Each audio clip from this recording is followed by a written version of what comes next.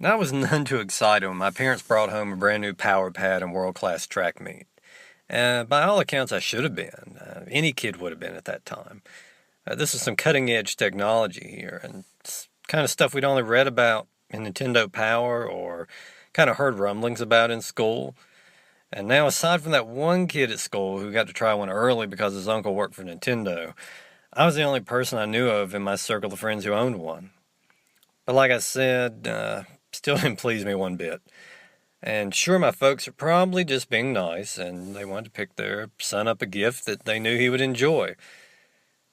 But look, I was always a tad overweight growing up, and I couldn't help but take this as just a grave insult. I felt like it was their nicest possible way of saying, son, we're ashamed of the lard you've become, and we want you to get on this thing and run in place a whole lot till you have a frame we can take a little more pride in.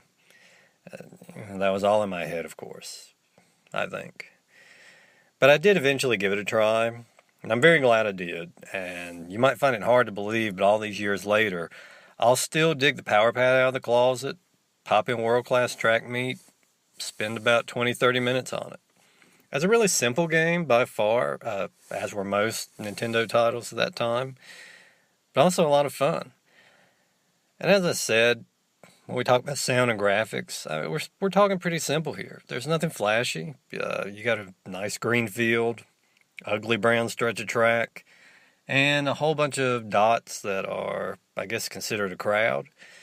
Character models don't really differ too much, other than just the color of the outfit and the occasional different hairstyle. Like I said, nothing spectacular at all, but completely inoffensive. And as far as the gameplay goes, once again, it's pretty basic. There's just a, small handful of events. You have your long jump, triple jump, hurdles, and if you're tired of all the damn jumping, you got a straight up 100-meter dash. Now, the meat of the whole thing is the Olympics mode, and in this you compete against a series of computer opponents that get progressively more difficult as you go along. And they're all named after animals, and you kind of get the gist of how challenging they're going to be based on that.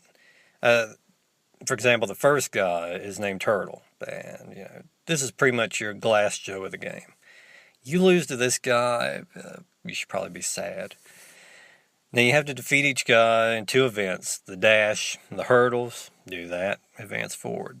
Simple enough. Now I think most of the fun factor here is due to just how responsive the power pad actually was, and I don't think it ever got enough credit for that. And this also requires a good deal of exertion. You can't slack and expect to win, except maybe against Turtle. You want your character to run on that screen? You better goddamn run yourself. And you ain't jumping the hurdle just by raising up on your tiptoes. Your feet have to legit leave that pad.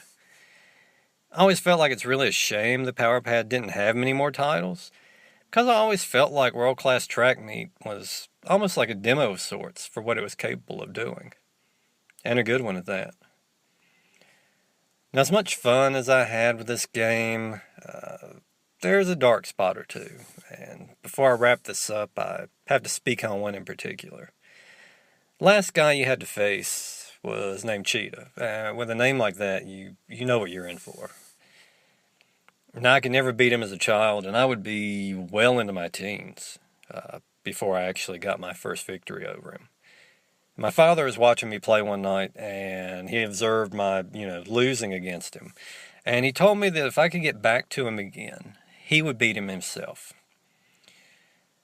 Now, partly out of curiosity and partly out of wanting to see my father humbled for making these outlandish claims, I went ahead and played through again. I got through the rest of the competitors, and I got him up to Cheetah, and I turned it over.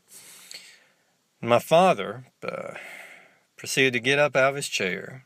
He took a knee on the ground, and using only his hands on the pad, proceeded to just completely wreck Cheetah and take home the gold. Now, I don't recommend this technique. There's no honor to it at all. But I guess at the end of the day, I did at least take away from it that if the going seems too tough, or things just aren't going your way, just take the cheapest ass shortcut possible.